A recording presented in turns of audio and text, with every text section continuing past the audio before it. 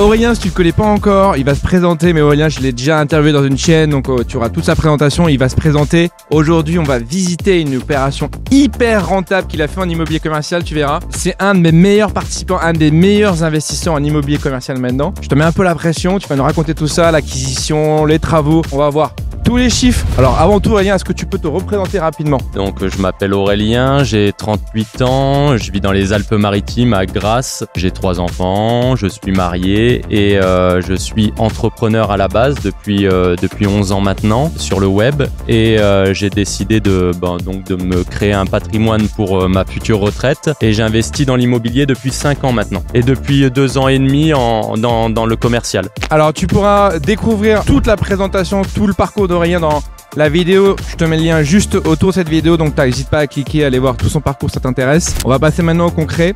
Aurélien, on est sur un bâtiment qui est assez imposant. Tu peux nous raconter un petit peu l'histoire de ce bâtiment, notamment comment tu l'as acheté? Je sais que ça a été quelque chose qui a été long en négociation et c'est une de tes forces, tu es assez bon en négociation. Finalement, on aurait pu croire qu'au début, tu avais perdu l'affaire, elle se ferait pas. Et tu m'as raconté ça et en fait avec le temps tu as réussi à la faire, comme quoi il faut rien lâcher. Tu peux nous raconter toute la phase d'acquisition, comment elle s'est passée? Alors j'ai eu la chance en fait de visiter le bâtiment, les deux niveaux supérieurs qui étaient en vente aux alentours de 480 000 euros si mes souvenirs sont bons, il y a 3 ans avec un agent immobilier. J'ai fait une offre à 380 000 euros qui n'est pas passée. J'ai lâché l'affaire tout simplement. Parti vers d'autres projets et 2 ans après j'avais donc acheté des locaux pour ma propre société, un petit bureau de 90 mètres carrés un peu plus bas et j'ai décidé de le mettre en vente à 300 000 euros alors que je l'avais acheté 160 000 euros. Il est parti en 3 mois à 285 000 euros. Donc j'ai réussi à faire une belle plus-value. Et là, je me suis dit, il faut peut-être que je retrouve quelque chose pour mes locaux et en même temps, pourquoi pas une plus grande surface pour faire du locatif, pour mixer un petit peu la stratégie. Et je suis repassé devant ce bâtiment qui était toujours à vendre 3 ans après, 2 ans et demi après. Et résultat, au lieu de passer directement avec une agence, j'ai un peu enquêté et j'ai réussi à trouver le propriétaire directement. Je l'ai appelé, on s'est donné rendez-vous ici, je lui ai demandé son prix plancher, on est rentré en négociation et j'ai réussi à l'acheter à exactement 365 000 euros et il m'a laissé un peu plus de 10 000 euros de trésorerie dans la copropriété en fait pour effectuer des travaux de peinture, pour changer les boîtes aux lettres et autres. Donc résultat, je l'ai acheté 355 000 euros et sachant que je loue 2 bons tiers on va dire du bâtiment à des professions libérales et des artisans. On va venir sur la partie location. Donc là, juste pour resituer les choses, on est à Grasse. On est extrêmement bien situé parce qu'on a la pénétrante qui arrive de Grasse, donc du coup de Cannes, qui dessert Cannes, Nice, etc., qui est à peu près à quoi, 5 minutes, même un peu moins de 5 minutes. On est à côté d'un rond-point qui est hyper fréquenté. Donc on a une desserte qui est très très bonne, 30 000 véhicules jour, donc là tu as étudié. En plus, ce qui est intéressant sur ce bâtiment, c'est un bâtiment sur 3 étages, un rez-de-chaussée plus 2 étages supérieurs. Tu as des parkings. T'as combien de parkings là? Alors, il y a une douzaine de parkings au total. Et en plus, je les facture en supplément. Donc, c'est 75 euros la place par mois. Et donc là, tu as acheté la totalité du bâtiment en 2 temps. Tu nous expliques comment ça s'est passé? Alors, dans un premier temps, quand j'ai fait l'acquisition en fait du premier étage et du deuxième étage, j'ai positionné un petit panneau location bureau et commerce. Et résultat, en fin de compte, les gens m'appelaient pour le haut, mais m'appelaient aussi pour le bas. Dont j'étais pas propriétaire. Et donc je me suis mis à leur proposer directement la location sans être propriétaire. Et beaucoup de futurs locataires en fait étaient d'accord pour la location avec des loyers qui étaient intéressants. Et donc j'ai pris contact avec le locataire qui était en bas. Je lui ai demandé son loyer et je suis parti après en négociation directement avec le propriétaire. Et le propriétaire donc a acquiescé et m'a vendu le rez-de-chaussée. J'ai fait partir le locataire qui était dans les lieux. Tu louais combien le locataire? Alors il louait un peu plus de 1 400 euros voilà, par mois. Et là, je loue 3 200 euros le rez-de-chaussée. Donc en fait, si je résume, tu as acheté donc, les étages supérieurs, les 2 étages supérieurs, ok. Du coup, tu as réussi à avoir l'attraction locative par le fait que tu voulais louer la partie supérieure et en fait, tu as réussi aussi à avoir des prospects, des leads en fait sur la partie inférieure. Tu t'es rendu compte qu'il y avait une forte demande et donc t'étais prêt à louer à presque 3 000 € par mois. T'as négocié avec le locataire pour le faire partir malgré qu'il ait acheté le fonds de commerce. Combien il avait acheté? 90 000 €. 90 000 €. Et donc t'as réussi à l'évincer, donc à payer le prix d'achat du rez-de-chaussée sur la base d'un loyer faible. Exactement, c'est ça. T'as évincé le locataire. Oui. Et t'as mis un nouveau locataire avec une rentabilité bien supérieure. Deux locataires. Et c'est qui les locataires? Tu peux nous les présenter? Alors, c'est une agence immobilière Century 21 qui est de Grasse et donc une société de pompes funèbres. Pareil, une franchise nationale. Deux locataires de qualité avec des enseignes reconnues. C'est juste incroyable. Franchement, je suis stupéfait. Non, mais franchement, là, mais un beau coup de poker. Pour te dire, j'ai signé en fait les baux, qui étaient pas vraiment des baux, mais des promesses de baux, en fait, directement chez le notaire. Parce que le notaire, bien sûr, voulait pas me faire signer les baux tant que j'étais pas réellement propriétaire. Donc, on a fait des promesses de baux. Donc, je m'engageais à le louer si j'étais propriétaire. Et les gens se sont engagés, en fait, à signer ce document. Et après, on est passé à l'acte authentique du bail commercial. Et donc là, en fait, pour la banque, c'est super parce que, en fait, finalement, tu montres une situation où c'était déjà loué.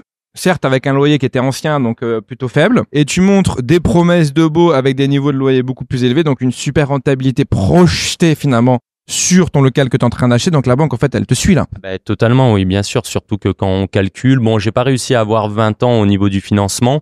J'ai pas fait le difficile. J'ai pris 15 ans et on est à environ 1800, 1900 € de mensualité pour 3200 € de loyer, sachant que bien sûr dans les baux commerciaux on facture toutes les charges et les fonciers et tout ce qui va avec. Donc sur la simple partie rez-de-chaussée, tu fais un peu moins de 2 000 € de cash flow par mois. On va se balader un petit peu, comment c'est organisé dans le bâtiment. Alors donc vous avez les places de parking directement qui sont situées sur le premier niveau avec le rez-de-chaussée, 2 entrées séparées. À la base, c'était un seul lot. J'ai fait une division quand même.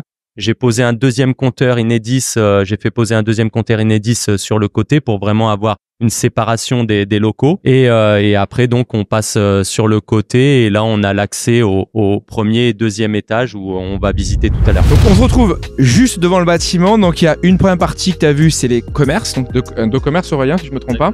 Pompes funèbres et un agent immobilier. Et on est en face du centre d'affaires là. Donc, tu nous expliques un petit peu comment tu as brandé ça, comment tu as réussi à trouver le locataire, comment ça s'est passé pour justement trouver ce locataire, sachant que tu as fait les travaux. On va aller voir après les parties intérieures. Tu as fait les travaux. Est-ce que tu peux nous expliquer pourquoi est-ce que tu as fait les travaux? Parce que dans l'immobilier commercial, on peut se dire, finalement, des fois, il n'y a pas besoin de faire de travaux. Mais pourquoi là, c'était légitime, intéressant de faire les travaux et nous expliquer comment tu as trouvé les locataires? Alors, donc, la chance que j'ai eue, c'est que c'était un ancien cabinet comptable, donc qui était réparti en plusieurs cellules.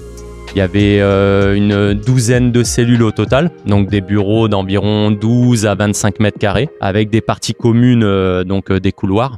Et vous aviez aussi 2 toilettes et une kitchenette. La kitchenette, elle était dans les parties communes, on a décidé de la transformer en toilette, on va le voir après. Donc ça fait 3 toilettes et on a construit au total 9 bureaux. Et donc on a refait bien sûr pour faire propre le parquet, les portes, les peintures, les éclairages, on remis aux normes l'électricité, mis des climatisations pour que les gens soient confort. On a gardé quand même des petits loyers qui vont de 300 à 500 € par cellule, charges comprises. Pour les commercialiser, je suis parti directement simplement sur Le Bon Coin et le bouche à oreille. Le Bon Coin qui m'a ramené pas mal de personnes et les dernières cellules ont été louées avec le bouche à oreille directement. T'as loué en combien de temps à peu près? Grosso modo, une fois que j'avais fini les travaux, déjà j'ai commercialisé avant les travaux. Les gens avaient peut-être du mal à se projeter. J'ai réussi à acquérir 2 ou 3 locataires au début. Et puis après les travaux, ça s'est loué en 1 mois maximum. 1 mois pour louer 9 cellules bureaux. Alors qu'on pourrait se dire, à Grasse, finalement, les gens ont pas besoin de bureaux, etc. En fait, énormément de besoins. Qu'est-ce qu'il y a comme type d'activité? Alors ça part de la psychologue à l'huissier de justice, en passant par l'électricien qui veut ses bureaux, le professionnel en bâtiment tout corps d'État qui veut mettre sa secrétaire et pour faire les devis, l'administratif. Il y a un thérapeute qui fait du massage. Les multiples activités. On ne s'est pas focalisé seulement sur un pôle de santé ou sur un centre d'affaires à proprement dit. Alors, on pourrait se dire, c'est vrai quand on a des particuliers qui veulent investir en immobilier, qui se disent, bon, comment je vais trouver un locataire dans l'immobilier d'entreprise? Là, c'est des bureaux, on parle même plus de commerce. Finalement, pour toi, c'est quoi la checklist? C'est quoi le parcours d'un futur locataire pour toi? Comment tu le trouves, en train de regarder par Le Bon Coin, mais comment tu sélectionnes, quelles informations tu lui donnes, comment ça se passe? Tu peux nous expliquer un petit peu le process? Alors déjà j'essaie de mettre une annonce qui est pertinente sur un secteur qui reste pertinent au niveau de l'offre et la demande, un loyer qui n'est pas non plus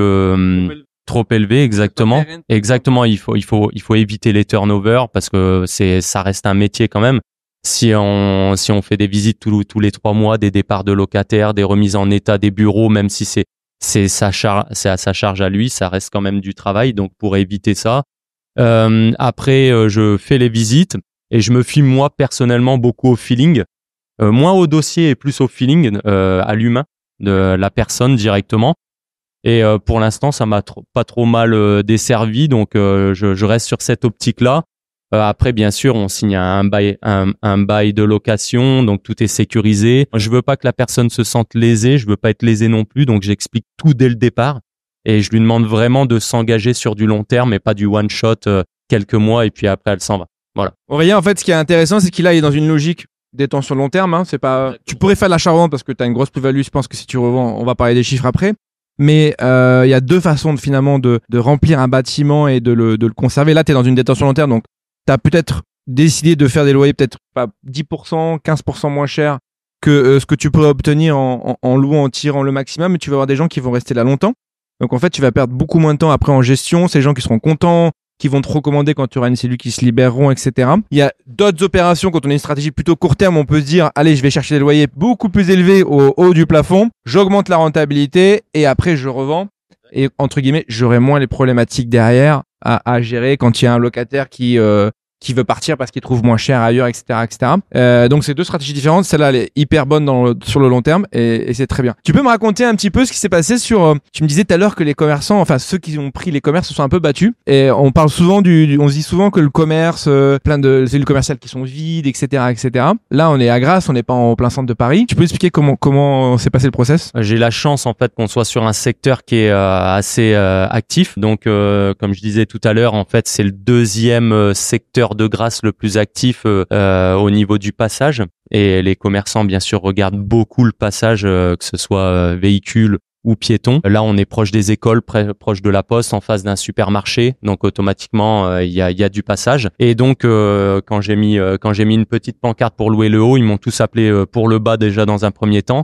Et ils surenchérissaient en fait au niveau du loyer. Donc résultat, j'ai dû faire mon choix. J'aime pas trop la surenchère non plus. Je préfère avoir quelqu'un de qualité qui paye un prix certes intéressant pour moi, mais aussi intéressant pour lui et qui puisse pérenniser son commerce et se projeter sur du long terme. Dernière chose avant qu'on aille à l'intérieur, ce que tu as réussi à faire et qui est, je pense, top, c'est que tu as créé une marque finalement autour de ce bâtiment, Centre d'affaires Les Chênes, parce que finalement quand les gens parlent, là tu as 9 locataires plus 2 commerçants, bah, ils disent je loue pas un bâtiment à cette adresse-là, je loue au Centre d'affaires Les Chênes, et en fait tu crées une marque qui devient de plus en plus attractive. Exactement. Et ça, je pense que c'est très important pour le branding du bâtiment, ne serait-ce que pour la localisation. Oui, c'est sûr que quand le psychologue il dit bon bah nous sommes au Centre d'affaires des Chênes à Grasse, ça pose tout de suite quelque chose. Donc c'est vrai que c'est toujours intéressant. Et puis ça permet d'avoir une identification sympa quoi. Top. Bon, merci Aurélien. On va à l'intérieur, tu nous montres un peu tout ça. Donc là on est à l'entrée du bâtiment, on est quasiment au premier étage, enfin on est au premier étage, et ce qui montre déjà quand on rentre dans un bâtiment que c'est moderne, que c'est rénové, c'est sa sécurisation et notamment l'accès. Aurélien, tu peux nous expliquer un petit peu ce que tu as fait en termes d'accès, parce que là tu as 9 locataires, donc en fait il faut que tu aies une entrée 1 sécurisée, 2 automatisée pour éviter toutes les problématiques liées à la gestion. Exact. Alors pour faire simplement, donc il y avait une vieille porte en bois, on l'a remplacée par une porte aluminium à gâche directement. On a créé donc un interphone avec un digicode personnalisé pour chaque bureau, plus un interphone dans chaque bureau. Donc quand il y a la patientèle qui arrive ou la clientèle qui arrive, elle sonne directement au numéro du bureau dédié, et la personne, le professionnel, peut répondre directement avec un téléphone pour communiquer. et ouvrir à distance ou pas la porte. On arrive quasiment à la fin de cette vidéo et je vais poser la question Aurélien que tout le monde attend. C'est quoi ces chiffres? C'est quoi sa rentabilité? Combien il va gagner sur cette opération? Aurélien, est-ce que tu peux nous donner la rentabilité locative? Combien t'a coûté cette opération? Et si demain tu la revends, qu'est-ce que tu gagnerais? 365 000 euros. Il y a eu 10 000 euros de laissés de fonds de roulement de travaux, on va dire, dans la copro, donc 355 000 euros. J'ai fait environ 50 000 euros de travaux pour l'intégralité, sol, plafond et peinture et tout ce qui va avec, les toilettes. On est sur 5 200 euros de loyer mensuel, donc ça fait une rentabilité aux alentours des 14 ou 15%. Ouais, non, c'est bien parce que c'est ultra passif et c'est vrai que ça fait maintenant 4-5 mois qu'on a ouvert le centre et résultat, j'ai jamais eu à intervenir chez qui que ce soit, j'ai pas de ballon d'eau chaude qui a cassé, il y a aucun locataire qui est parti, donc pour moi c'est hyper passif. Et donc le rez-de-chaussée, on est sur un prix d'acquisition à 250 000 euros. J'ai eu aucun travaux à réaliser puisque tout était nickel et on a 3 200 euros de loyer. Par mois, donc une rentabilité aux alentours de 12 ou 13%. Là, tu es entre 13 et 15%. Exactement. Ce qui est alors des rentabilités qui sont exceptionnelles. Hein. Avec un emprunt à 100% à chaque fois, bien sûr. Donc, tu n'as mis quasiment pas de fonds propres. J'ai mis les frais de notaire. Ouais, donc c'est juste exceptionnel. Et demain, donc là, tu as du cash flow. Alors, je sais pas combien tombe de cash flow, mais tu as plusieurs milliers de cash flow par mois qui tombent. Donc, ça te crée une vraie rente. Et demain, si tu devrais revendre ça, tu penses que ta plus-value, voilà, si tu fais un process compétitif, tu arriverais à récupérer combien en plus-value? Alors, si on revend par rapport à la rentabilité, on tournerait aux alentours sur une fourchette entre 900 000 et 1 million d'euros. Donc là, ça veut dire que tu aurais entre 300 à 400 000 euros de plus-value. Oui, c'est pas le but, mais bien sûr, ça permet de se sécuriser, de se dire que si demain on revend le projet parce qu'on a un autre projet plus gros, on a toujours une plus-value à tirer et c'est hyper intéressant, donc c'est plutôt cool. Tout ça en combien de temps? Pour l'acquisition, les travaux et la location? Pour les deux, 4 mois au total. Donc en 4 mois, j'essaie de résumer, hein. En 4 mois, tu as créé plusieurs milliers d'euros de cash flow positif par mois. Donc tu t'es créé une rente positive de plusieurs milliers d'euros et potentiellement 400 000 euros de plus-value. Exactement. Bon. Sur le papier. non mais bon, c'est quand même assez exceptionnel. Bien donc sûr. Félicitations à toi, bravo. Quand je te dis que l'investissement immobilier et notamment l'immobilier commercial, on peut faire de l'achat-revente. Alors c'est pas ton but une fois de plus, mais tu peux toucher une grosse plus-value. Tu peux te créer des rentes passives. Là, c'est l'exemple typique avec Aurélien. Bon, en plus, c'est pas ta première affaire, c'est pas ton premier coup. Tu en avais fait une autre à Cannes, Boulevard Cano, qui était exceptionnelle, dont on avait parlé d'ailleurs. Je te remets le lien de sa vidéo, tu pourras regarder l'autre opération qu'il avait pu faire. Aurélien est vraiment très fort. Encore bravo à toi, Aurélien. C'est vraiment une belle opération. Et continue comme ça, c'est tout ce que je peux te dire. Vraiment, tu m'impressionnes à chaque fois que tu fais une nouvelle opération. Elles sont de plus en plus grosses, de plus en plus rentables. Je pense que dans quelques mois, quelques années, tu auras acheté tout Sophia Antipolis, quoi. Ouais, j'espère. Avec toi peut-être, mais j'espère. Avec plaisir. Voilà, et c'est fini cette vidéo. J'espère qu'elle t'a plu. J'espère qu'elle a été inspirante pour toi pour investir en immobilier commercial. T'as vu que ça peut aller assez vite, ça peut être hyper rentable, soit en termes de rentabilité locative, soit aussi en termes de plus-value. Je te retrouve très bientôt pour une nouvelle vidéo.